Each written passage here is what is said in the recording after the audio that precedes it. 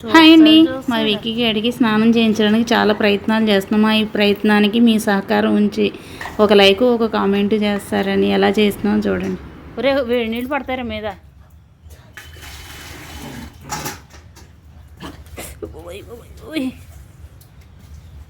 వీడు స్నానం చేసే టైం తీసుకుంటే ఎవరైనా అయితే ఒక 10 మంది స్నానం చేయొచ్చు అనమాట. అంత టైం తీసుకుంటాడు వీడు. వాడి యాక్షన్లో వాడి హ్యాపీనెస్ చూడండి ఎంత క్యూట్గా ఉందో. ఏమైందిరా పొద్దు? అరే పరువు తీసుకుంటున్నారా అనవసరంగా.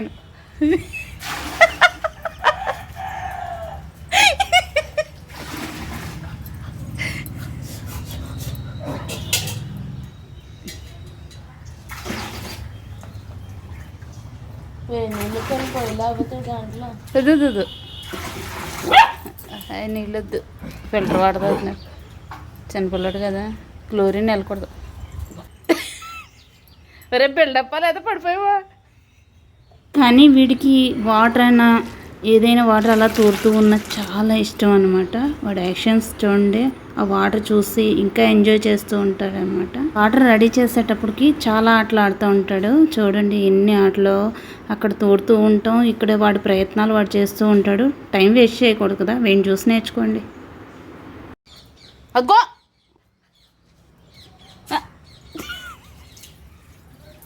బాగానే ఉన్నావు కదా పొద్దున్నుంచి. నటనలో ఆస్కార్ ఇచ్చేయచ్చు అనమాట. ఎంత బాగా నటిస్తున్నాడో చూడండి. ఇక్కడ ఖాళీగా ఉండకుండా పూల కుండీలో ఏదో దొంగతనం చేస్తాడు చూడండి.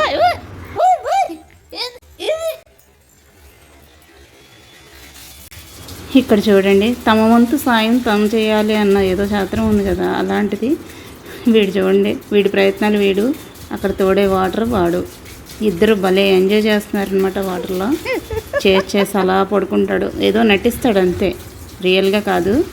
వాడు ఆఫ్ చేస్తాడనేసి పడుకున్నట్టు నటిస్తాడు. ఇక్కడ చూడండి, షాంపూ తీసుకొని వీడికి స్నానం చేయడానికి ఈ టబ్లో అయితే అలా కామ్గా ఉంటాడేమో అనుకొని టబ్లో పెట్టాం.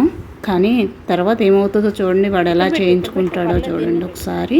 ఇక్కడ చూస్తుంటే చూసేవాళ్ళకి చాలా ఉత్తముడు, వీడంత ఉత్తముడు ఎవరు ఉండరు అన్నట్టు అనిపిస్తుంది. కానీ స్నానం చేసే ప్రయత్నంలో చూడండి, వాడి ఆశాలు చూడండి, అసలు స్నానమే చేయించుకోవడం అనమాట. నేనున్నాను మీకు ఎందుకు అన్నట్టు కూర్చుంటాడు అనమాట. స్నానం చేసేటప్పుడు అమ్మయ్య వచ్చేసాడు కదా అనుకుంటాం. కానీ చూడండి మా ప్రయత్నాలు, అలా టబ్లో కూర్చోబెట్టి వాటర్ పోసేటప్పుడు టప్పును బయటకు వచ్చేస్తాడు. వీడికి నా వల్ల కాదు అని మా అబ్బాయి చేతులు ఎత్తేస్తాడు. తర్వాత నేనే వాటికి స్నానం చేయవలసి వస్తుంది. చూడండి, వీడు మా వల్ల కాదు అనే టైంలో గొలుసు వేసేయాలనే ప్రయత్నంలో మేము ఉన్నాం అనమాట. ఆ ప్రయత్నం సఫలమవుతుందో విఫలమవుతుందో మీరే చూడండి. ఇది ఫైనల్ డైలాగు. అయిపోయిన తర్వాత వాడి ప్రయత్నాలు వాడు చేస్తూ ఉంటాడు.